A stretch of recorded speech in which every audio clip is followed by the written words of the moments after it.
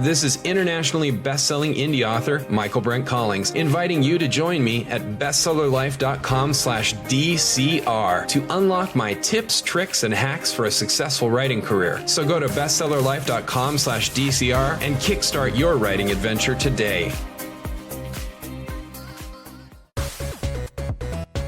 This is Daniel. And this is Krebs. This is Alton. And I am Matai. And you're listening to Dungeon Crawlers Radio, the greatest geek podcast out there. All right, everyone, welcome to another episode of Dungeon Crawlers, where we have returned. As always, it's great to be here. It's great to talk about the subjects that we enjoy and love, and we're going to be a little bit frank and honest. We don't know what we're talking about. But that doesn't mean we're not going to be talking about anything. We're going to find something to talk about because we love to talk about things. Well, you know, and some of the magic of this, one of the reasons I love being here is because I'm hanging out with my buddies anyway. Like, we just, just talk about whatever's on our minds. It's a good time. Yes. And then somewhere in the magic of our discussions, we come up with a topic. It comes into this beautiful, amazing thing. And then you get to live through it and listen to it and enjoy it. And then maybe listen to it again, over and over and over again. But anyways, in all frankness, no, there is a sort of a topic that we've decided on talking about as we were talking before the show started. Alton mentioned something, and I'm like, what is that? So we're going to talk about that because, well, he's seen it. I have no clue what this is. So let's go. Gentlemen, Iron Lung. Iron Lung is the latest independent horror film. Just came out in theaters. January 30th was its first day, and it has gotten some extensions. But this is an independent horror film that was put together by a very popular YouTuber named Markiplier, Mark Fischbach. Mm-hmm. Mm-hmm. And it's kind of neat because I'm one of the OG YouTube people. I was there somewhere in the first 100,000 users. And so I've watched a lot of these people grow, and Mark is one of them who, from a very early point, you know, drew a lot of people in, but he's always kind of pushed, tried to take on bigger and bigger things. And the big result to this now is a feature film called Iron Lung. So, first things first, before I get into it, and we're not going to go deep into spoilers here, but what do y'all already know about this? Dan, are you familiar with Markiplier or Iron Lung at all? I'm going to give an honest answer. No. Okay. Like, awesome. This is the first I've heard of both. Deal. Krebs, what about you? Okay, so I have seen Markiplier over the years, although I will completely admit that I'm not an avid audience member, but I have enjoyed his content in the past. I really do dig him.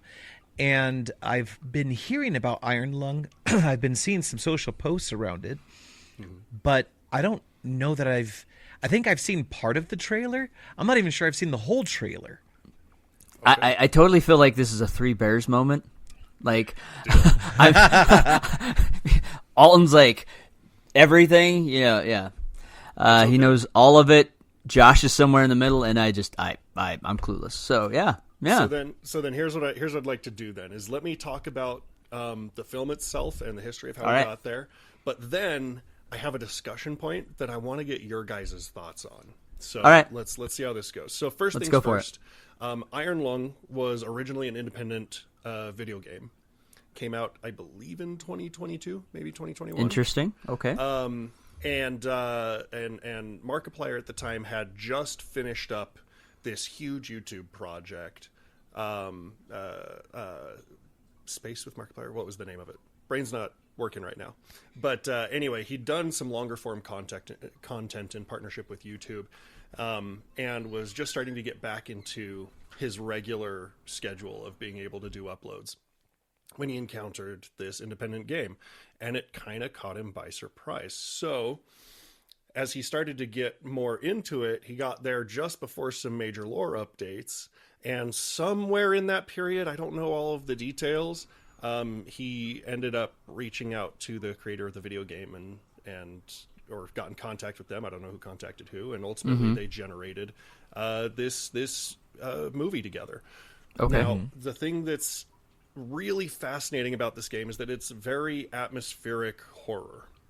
You get put into a machine nicknamed the Iron Lung, SM-13, which is functionally an underwater submersible with treads. Okay. This is set in the far future, where humanity is now a spacefaring organization, and an event has happened called the Quiet Rapture, where every habitable planet and star and all of the people on it disappeared. And so all of humanity that remains are people who were in spaceships or on space stations. As you're going through and humanity's been exploring to figure out, what happened and try to keep what's left of humanity alive, they end up discovering a series of planets, 4 of which have these oceans of blood. So you take the role of a convict who is trying to pay off their crime, basically, by getting welded into this submersible and lowered to the bottom of this blood ocean to go and investigate a couple of anomalies. And the game is very purposefully slow. Because of the immense pressures, you can't see out the front window. So you have an X coordinate and a Y coordinate and an angle. And you are trying to navigate through this terrain with nothing but kind of a faded map to figure out how to navigate, turning yourself along the way. And as you arrive at these destinations, you hit a button at the back of the boat, which takes a picture of whatever's in front. And you're trying to check off these destinations. Okay. Interesting. And that is the entirety of the game. Like, things go wrong along the way. I'm not going to get super deep into the details on that, but it was one of those things that captured people's imagination, and it is a game that you absolutely must play with headphones on, because the majority of the suspense and horror comes from the audio. Okay, so I'm feeling some very Hitchcock vibes going on here. Yeah, it's a good time. Okay. But now we get to the film version of it. It takes place entirely inside of this submersible. It's a one room submersible. With your control panel up at the front, and then at the very back is where you can take photos of what's going on outside. And over the course of the film, more secrets start to become revealed. And it's a slow burn film, where at the beginning there are parts where it is very intentionally boring because, again, you're in one room. There's only so much you can do to ratchet up that tension, but by the end, it's got to be ratcheted all the way up. And it is phenomenal. It doesn't look like it was produced by a YouTuber, which is the first and biggest compliment that I can say. And secondarily, even though Mark plays the main character, he doesn't come across as Mark. He actually does a very good job on camera representing himself and the character that he's trying to play. And it's a really, really neat project. I'm pretty sure that all of the editors involved, if not all, then most, are actually editors that he's had edit his YouTube videos over the last so many years. And so he got all of them involved in creating this higher end production. But he works with professional effects and sound design and all kinds of different things. And the other thing that's really unique to this is that it is completely independently distributed. They did not go through a central distribution. It was entirely crowdsourced, basically. They'd lined up a limited number of theaters at the very beginning and then opened it up to all of Mark's YouTube audience to say, hey, go out to your local theaters and request if you'd like to see it. They brought it in, and again, the 30th of January was the launch day. And in its first weekend, it was number 1 on Thursday, Friday, and Saturday, number 2 on Sunday, and then number 1 on Monday again. And so it's been getting extensions, and it's really, really fascinating to see something that was so independent actually get some ground, along with names like Disney. It's a massive achievement. So, yeah, go ahead. Yeah, so I've been hearing so much news about this movie. I literally, as you were explaining it, I was watching the first trailer and the final trailer that came out for it. It was kind of interesting because your explanation narrated the hints of the trailers really well. That was really pretty entertaining. I agree with you. This looks like it's got super high production value. It doesn't feel like it's an indie film. What I really like about this is that, as you pointed out, this is completely sans any major studio. This is all out of the Markiplier budget. This is all independently distributed, but hits like a major motion picture, right? It kind of reminds me in the video game industry, several years ago now, there was a game called Hellblade, which recently got a sequel. A few years ago got a sequel. But there was a game called Hellblade, and it was done by Ninja Theory. And they had this goal. They're a small development house, right? They had like 20 or less people, right? And they wanted to make they recognize that there's like the indie game space. In the indie game space, you've got like lots of retro looking games or 2.5D platformers and things like that. You've got the indie game space, then you've got the AAA game space where it's like open world and exploration and high quality visuals and all this other stuff. And they wanted to find the space in the middle. They wanted to find sort of like the AA space. They called it what did they call it?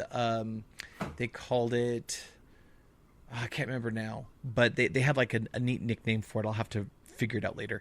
But they wanted to find this middle ground where you could have something that was close to AAA in its visuals and quality, but was done at an indie level. And they came out with Hellblade, which was an historic video game for multiple reasons, that being one of them. It did so well that Xbox or Microsoft, I should say, would buy Ninja Theory, pull them in as a first-party developer. They would develop Hellblade 2, and they only just recently released Hellblade 2. In addition to Xbox and PC, they just recently released it on PlayStation, and I've only just played the first 10 minutes of it, and it's already a masterpiece, right? And so this movie kind of feels like the cinematic equivalent to that, where it's not quite an indie film, it's not quite art house, and it's not quite a full-blown major studio, major blockbuster type production. It sits in that space in between, but it feels like a major motion picture done by a major studio, and I think that's kind of incredible and amazing. Yeah, I mean, it's the restriction that he placed upon himself from a storytelling perspective, I think actually enabled him to do something really, really cool from an artistic perspective, which is that by having only one reel set where the majority of the action is taking place, that is going to severely reduce the amount of budget that they have to spend there, which means that they can focus all of those dollars, time, and energy into other places. There isn't a massive production that has to be torn down and rebuilt. They don't have to have huge sound stages to be able to handle all of this. And so instead he was able to put that into the sound design and the cinematography and the lighting. It's really, really neat to be able to see it all come together. So since I haven't seen this, I got a question. Yeah. Most horror stories are extremely formulaic, just like a romance. You got this thing happens on this beat, this thing happens on this beat. By halfway through a horror movie, I can pretty much tell who the bad guy is or the monster. What's going to happen next. But the one thing that I really love, and it's just like, it's the term. Most horror movies are gore porn. It's just how much gore can we throw out there.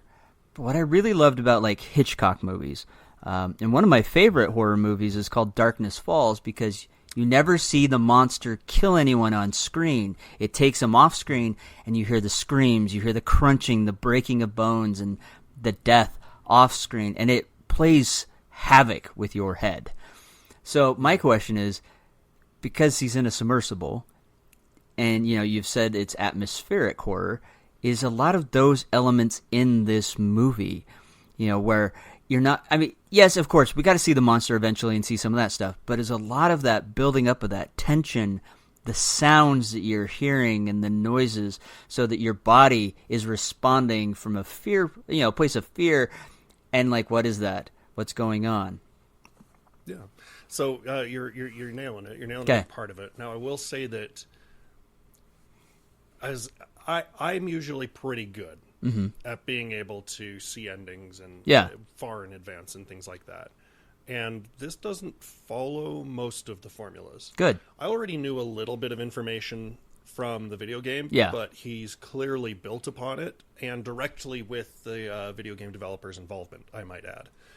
They've developed a whole bunch of additional information that just simply wasn't available in the playthroughs of the game that I've seen. Okay. But What I will say is the beginning of the film has some slow parts on purpose. Yeah. One of the things that's great about the game that he tried to recapture in the film is that you sit down and you know you're going to play a horror game.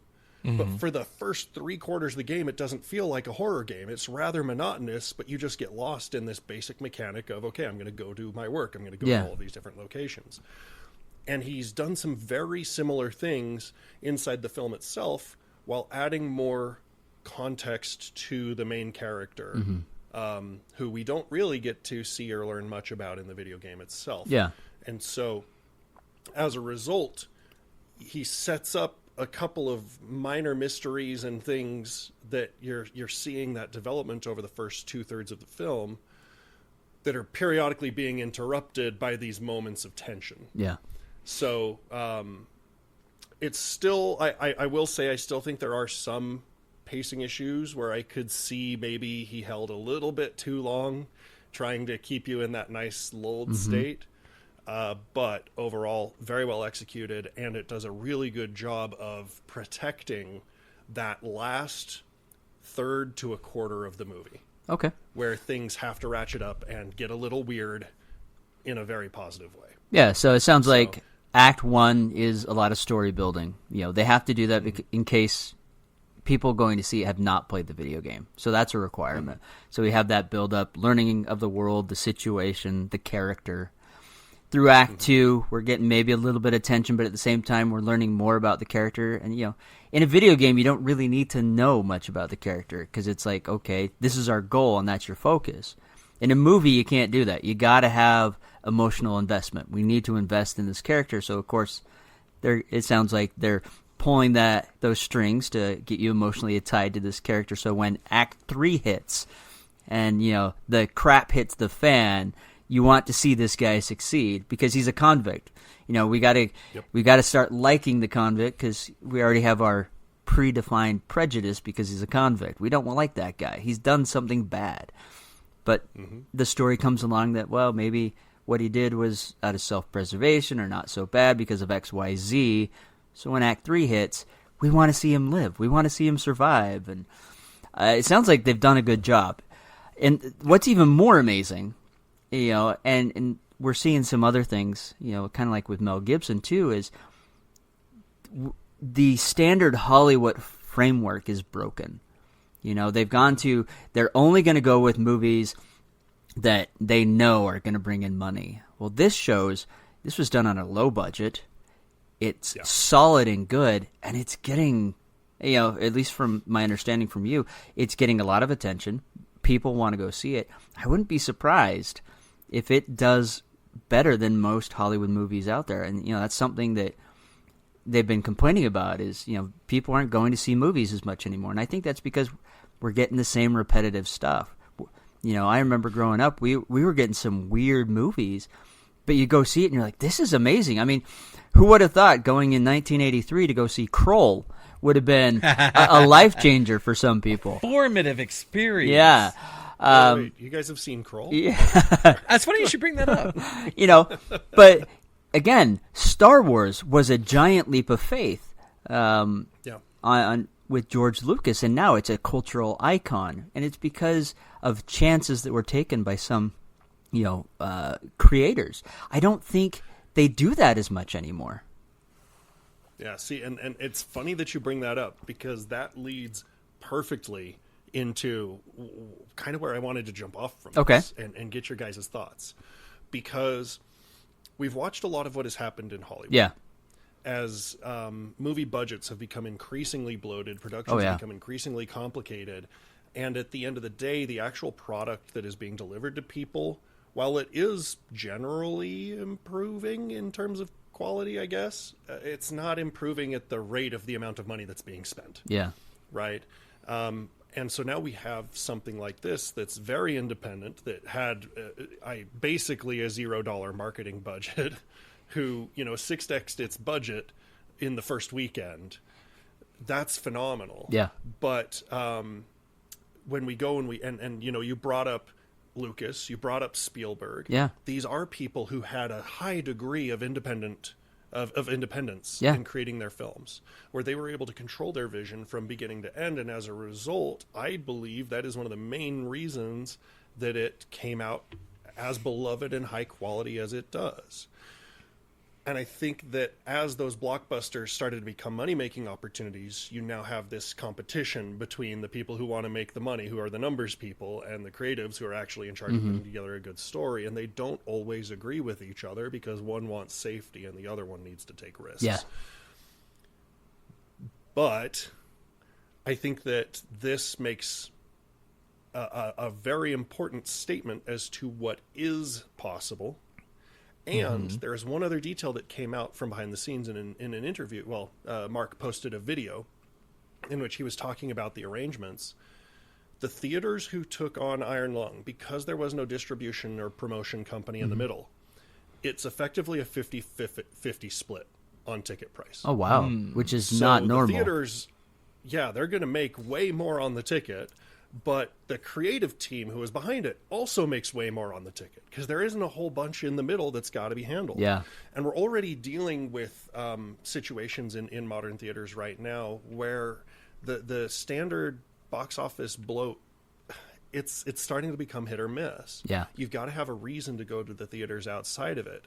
Yeah. So this is where I want to say, I think that this could be a way forward for movie theaters in particular to be able to continue to operate. Do you believe that there is a case to be made for smaller, more independently controlled productions to be doing more things like this? That maybe we need to move away from the multi-nine-figure model and down back to, single-digit million, double-digit million level productions. What do you guys think? Do you think this could be an opportunity to save the industry? I mean, I think so. I think that's part of the problem is people are just tired of the same type of movies. I mean, again, Jaws. Jaws was a movie that came out of nowhere. A relatively unknown book, and Spielberg did an amazing job, took lots of risk, and that is now a classic. And I think that's where people love film. When they get a movie that is unpredictable, it's something that there's risk taken, there's something amazing and fantastic about that. And as we've gotten further and further away from that, don't get me wrong, there's some great movies, but there's no excitement about them. We get one every now and then, don't get me wrong. And that's probably why things like Sundance is so popular. We go see these indie films that are outside of that norm. The problem is they stay there. They don't really. Sometimes they do, but mainly they don't make it to the big stage, I guess is what we can call it. And a lot of people have been complaining about the superhero movies that have been coming out. They were great in the beginning because there was a lot of risk being taken and stuff like that. It was a big risk bringing on Robert Downey Jr. He did a fantastic job. But they completed that mission at the end of Endgame, in my opinion. And now everything's since they're trying to use the same formula, and it's not working. Let's change it up. Let's bring in something. What was that? Brightburn with Vin Diesel. That was kind of. Brightburn wasn't Vin Diesel. No, Brightburn was that was the little kid. I'm sorry. Yeah, it was the little kid. Yeah. Elizabeth Banks. Was in that that's one. right. Elizabeth Banks. It was kind of the opposite. What if the baby that came from Krypton was evil? There's a lot of attention with that because it was not the norm. I think we want that. I think we want stories that we can invest in emotionally that are not formulaic, that are different. I'm really excited for the Hail Mary project.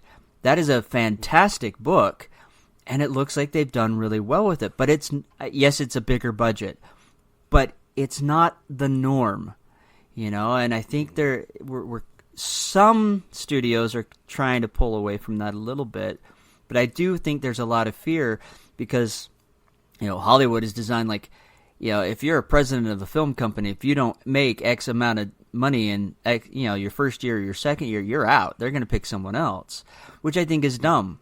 It's all about the dollar, like you said, instead of why aren't we making great movies with great stories that connect with people? You know, that was what was great about those old John Wayne movies. That was what was great about those James Bond movies. They, you know, people connected to the story. They loved them. Highlander, old great 80s movie, but not the greatest production, not the greatest actor playing Connor McLeod. You know, he's some French dude trying to play a Scotsman and has a horrible accent, but it's a classic. You have an amazing soundtrack. You have some great actors in there. I mean, Sean Connery was amazing in that.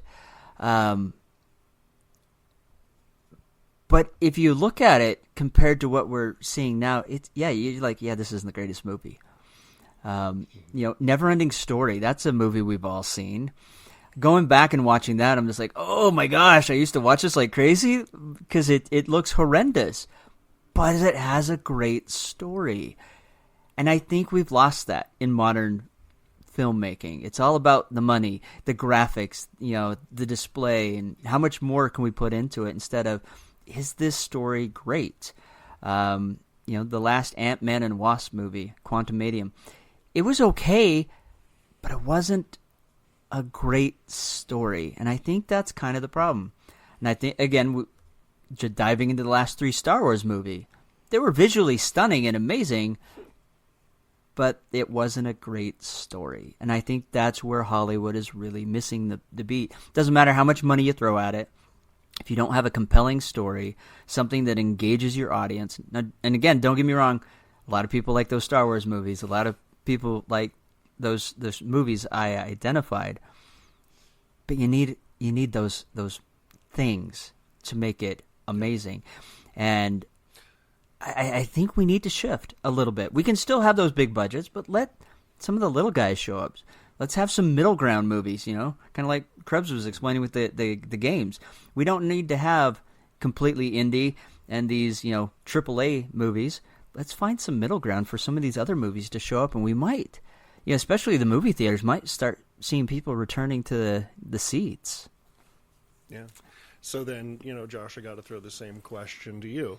Do you think that something like this, moving this direction, having more independent creators involved directly distributing to theaters, do you think that this is a direction that could sustainably grow the industry?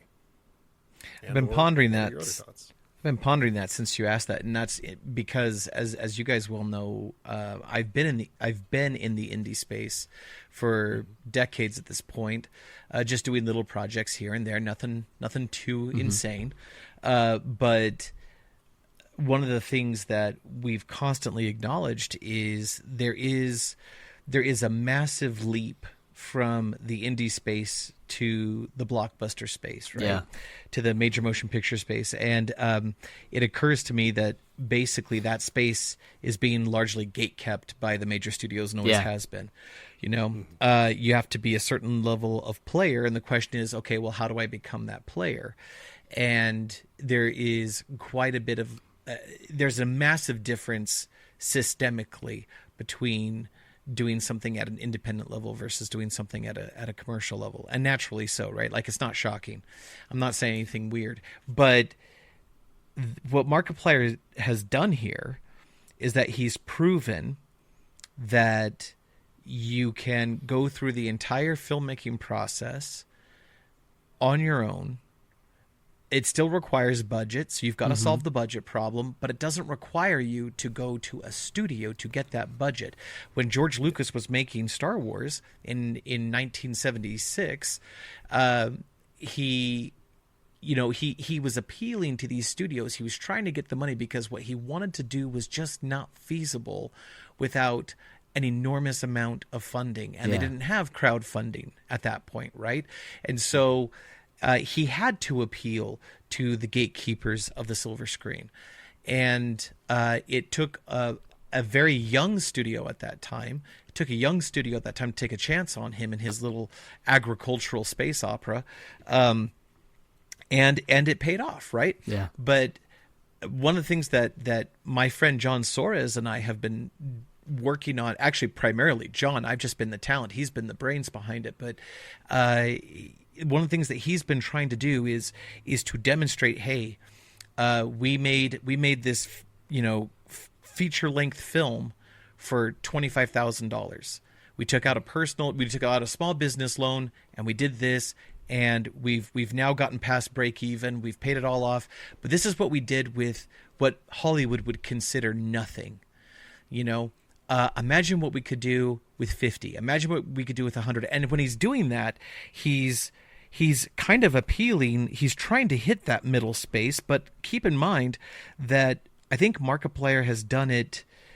I think Markiplier has kicked off the next sort of iteration of how all of this works in much the same way that YouTube kicked off independent storytelling and video sharing. This is very, very early days. But even John, who has been trying to show people, hey, with very little budget, this is what we can do, so help us get a little bit more budget, is still appealing to low-level gatekeepers to make that happen. Markiplier has said, okay, I have built this business, I have built this company, we're going to use this funding that we already have. If it hadn't been for that, he probably would have gone to crowdsourcing, but now the funding is from the audience already, and he's taken that and migrated it into a space where it's like, now I can infiltrate the silver screen at the commercial level, and I can completely bypass the system that's been in place for over 120 years. So your question was, is this sustainable? Could this save the industry? I think this is going to force a mutation of the industry. I think that might be the more accurate thing to say. And whether or not it survives, whether or not it's sustainable, will be up to the storytellers. But I will tell you this, there are way more unheard storytellers and their stories than there are gatekeepers to protect the gates. Yeah. Yeah. And plainly there are elements that you've both said that I completely agree with, but I want to make I do want to make a solidified argument as to where I think this could go. Not that it is going to. This is not a guarantee, right. Yeah. But I see a path forward here. I do agree with your analysis of, this is somebody, Mark's equivalent is somebody very early on in the film industry. I'd actually put this somewhere more adjacent to like the first Hitchcock films. Okay. Where the whole point is, there's this independent guy who's got a really weird way of thinking about things, but his fundamentals are good. Yeah. Mm-hmm. And laying that foundation opens the doors for other creatives, other people to come next. And so I don't put him into the Spielberg-Lucas category yet in terms of the timeline of this particular evolution in the industry. Right? I think there are going to be other people who come after this who learn from everything that happened. And I really, really desperately hope that Mark does another film. Yeah. That he continues to grow on this skill set, because that was what he did all through YouTube. And now he has the opportunity to do this in cinema as well. But there are two other things that I would put forward here. One is that the deal with the movie theaters seems so much better than going through a production company, and it comes with a pre-built audience that reduces risk. Yeah. This whole thing was done specifically because his audience was reaching out to local theaters and requesting that they bring it to their local screens. I was one of the people who sent an email into Megaplex being like, hey, I'd love to see this film. I want to support this creator, bring it in. And I think that makes it less risky for theaters in terms of getting people into seats with significantly higher profit margins on anybody who does come. And they're still selling other concessions and things like that. So I see some good opportunities there. I don't think that you could go the KDP route where anybody and everybody could upload their independent film and it's just going to magically work in every theater. But rather, we're going back to a lot of those early roots where the producers and the directors had to go and promote their own product. Yeah. And I think that's a really good thing. But the second part is that we call out I'll call out that Iron Lung beat Disney at their own game in the opening weekend. The Sunday numbers being the massive exception, Iron Lung was ahead every single other day. And they did it without relying upon nostalgia.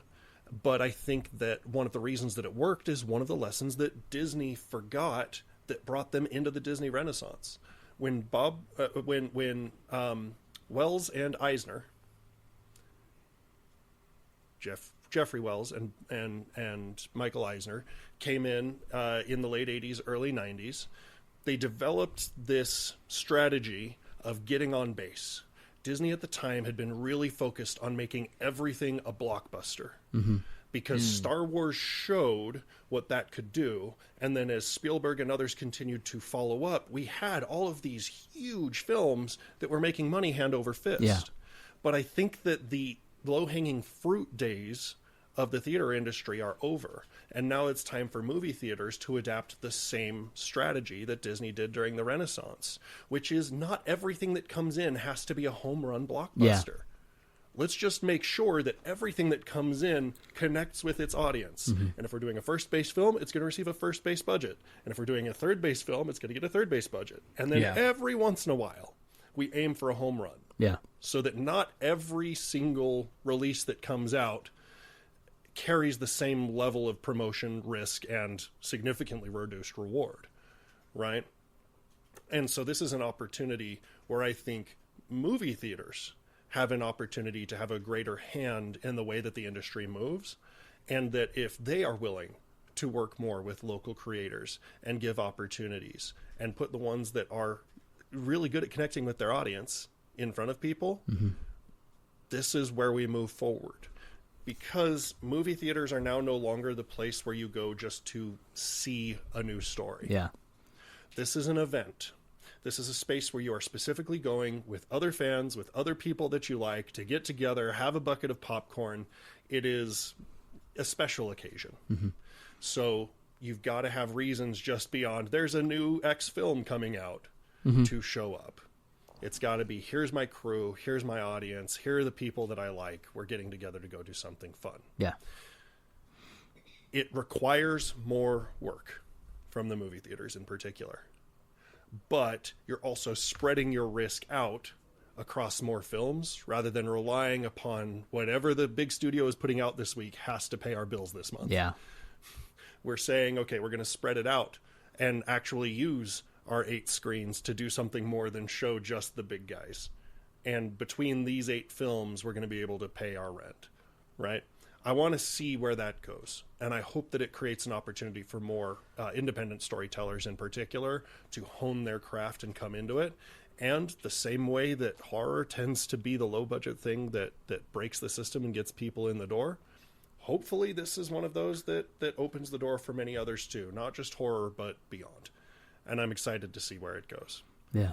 But yeah, if you haven't seen Iron Lung yet, I do recommend. I don't know how long it's actually going to be able to be on screens because it is a small independent film. It does not have a multi-$100 million production budget and marketing budget to keep it in front of people. But if you have the opportunity to see it, go see it, and you're gonna have a good time. It is still definitely psychological horror. This is an R-rated film for good reasons. It's not because of awful swears and sexuality and things like that, but it is because of horror elements. But it's a good date night. It's a good date night, and it's good to be able to get together with friends and go watch. So go do it. Nice. All right. Well, I agree with all the points you mentioned. I do think theaters need to take a curveball. They need to find their own source.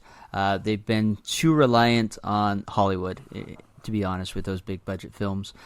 This is an opportunity, like you said, for them to bring in smaller movies that may be a bit of a risk, but may have a better financial backing.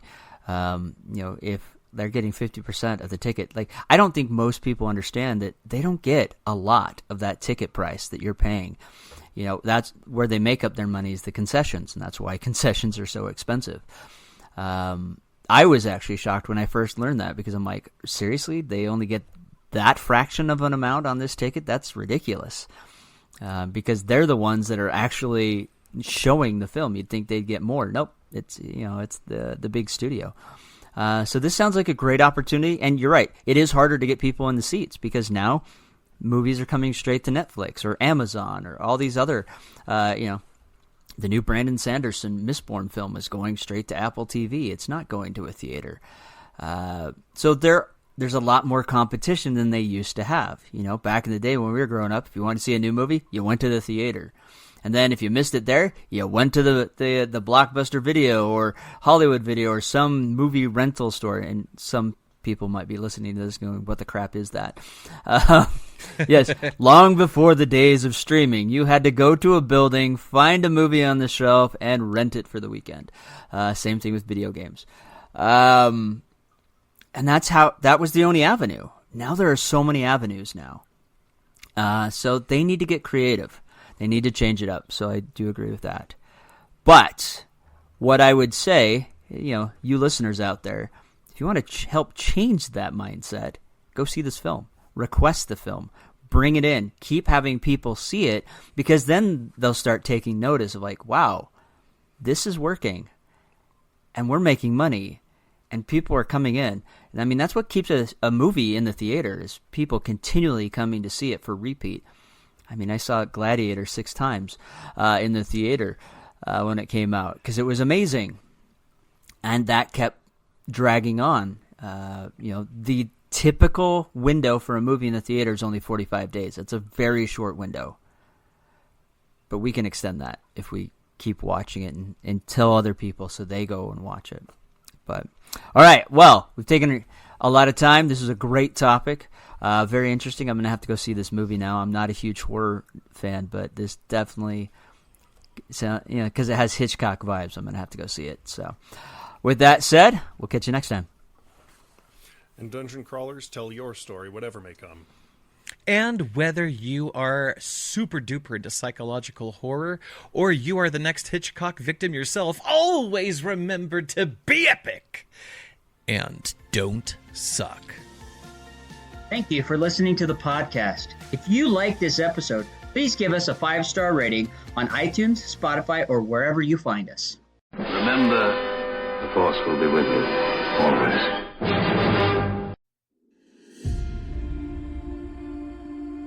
What happens when modern magic, high-tech weaponry, and an unstoppable dragon collide?